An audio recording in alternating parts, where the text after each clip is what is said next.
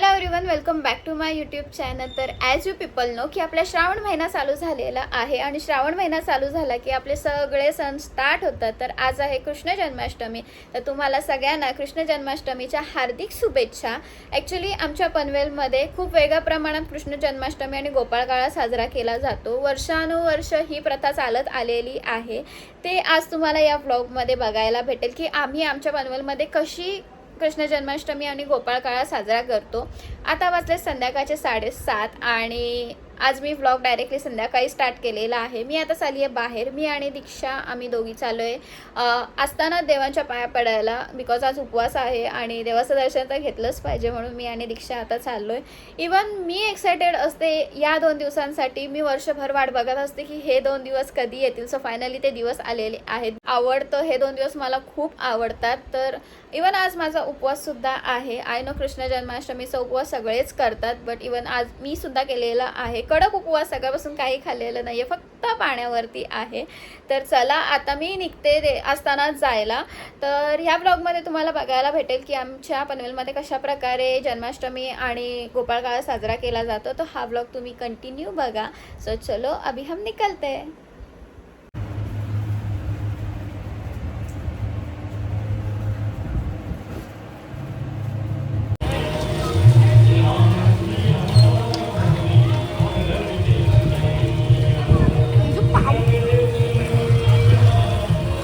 तो फायनली आम्ही आता इथे पोचलोय.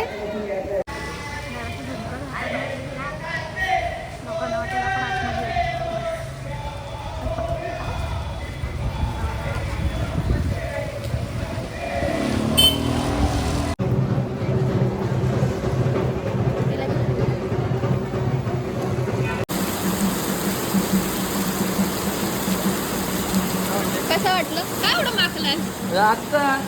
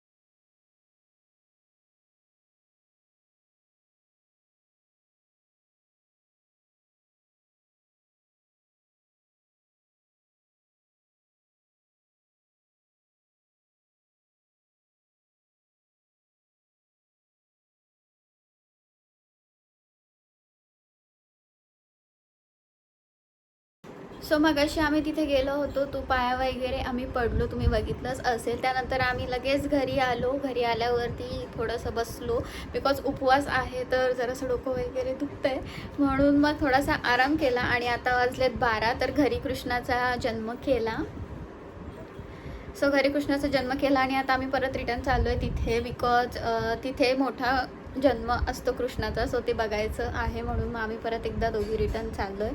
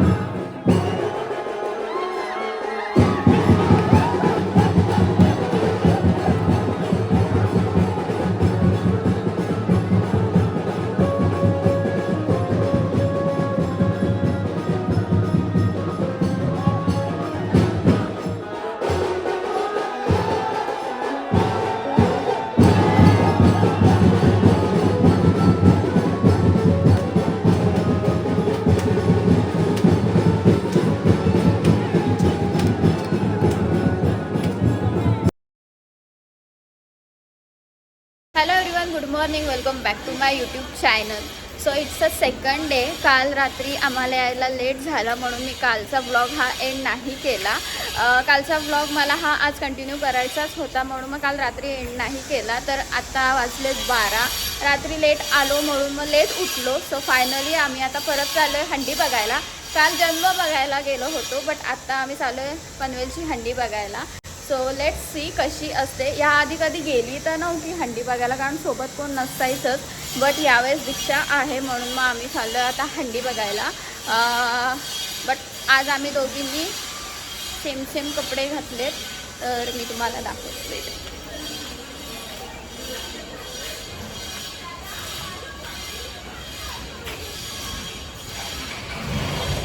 आम्ही दोघींनी सेम सेम कपडे घातले. की काय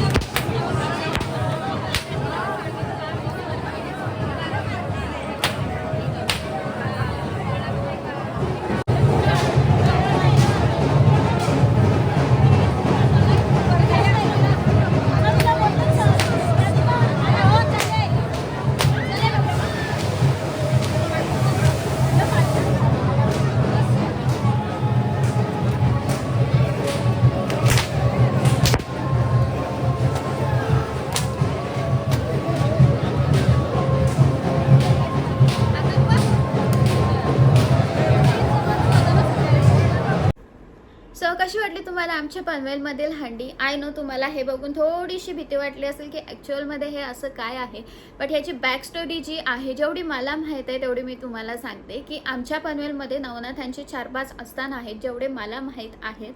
तर प्रत्येक आस्थानामध्ये कृष्ण जन्माष्टमीच्या दिवशी आणि गोपाळकाळाच्या दिवशी नवनाथांच्या वारी येतात अंगामध्ये आणि त्या खेळतात. आणि तुम्ही व्हिडिओमध्ये बघितलं असेल की ते मारतायत. सो त्याला मारणं असं नाही म्हणत, ज्यांना ते मारतात त्यांना असं वाटतं की आपल्या अंगावरती फुलं पडतायत. सो जेव्हा ते मारतात तेव्हा त्यांना ते जाणवत नाही की आपल्याला काहीतरी लागतंय. मे बी नंतर ते त्यांना जाणवत असेल की आपल्या अंगावर काहीतरी लागतंय, एवढी त्याची आयडिया नाही आहे. बट हां, मे बी जाणवत असणारच. आणि गोपाळकाळाच्या दिवशी प्रत्येक आस्थानात जाऊन वारी खेळतात आणि वारी खेळल्यानंतर प्रत्येक आस्थानामध्ये हंडी लावलेली असते. तर त्या हंडी खाली राहून नवनाथांच्या वारी अंगात खेळतात आणि त्यानंतर हंडी फोडली जाते. ती पण हंडी आमच्या पनवेलमध्ये थर लावून नाही फोडत, एक काठी असते, त्या काठीनेच आमच्या इथे हंडी फोडली जाते. आत्तापर्यंत आमच्या पनवेलमध्ये कधीच थर लावून हंडी फोडलेली नाही आहे.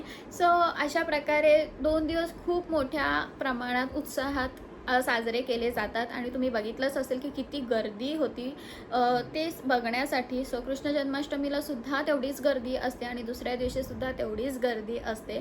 सो खूप छान गेले हे दिवस. वर्षभर वाट बघत असतो या 2 दिवसांची आणि ते 2 दिवस असे लगेच निघून जातात. कधी येतात कधी जातात ते समजतच नाही. सो आता परत नेक्स्ट इयरची वाट बघावी लागेल. तर आय होप तुम्हाला आवडलं असेल की आम्ही आमच्या पनवेलमध्ये कशा प्रकारे दहीहंडी साजरी करतो आणि कृष्ण जन्माष्टमी आणि दहीहंडी कशा प्रकारे साजरी करतो. तुम्हाला आवडलं सुद्धा असेल आणि इव्हन समजलं सुद्धा असेल की एवढ्या वर्षानुवर्ष ही प्रथा चालत आलेली आहे आणि यापुढे सुद्धा ती चालत राहणार आहे फॉर शुअर. ह्या वर्षी मी सगळीकडे फिरून घेतलं बिकॉज नेक्स्ट इयर मला पॉसिबल होईल नाही होईल काही सांगता येत नाही, म्हणून मी यावर्षी सगळीकडे हंडीला जाऊन आले. So yes, that's it for today. I hope तुम्हाला आजचा व्लॉग आवडला असेल. सो भेटूया आपण नेक्स्ट व्लॉगमध्ये. Till then bye, take care आणि गुड नाईट.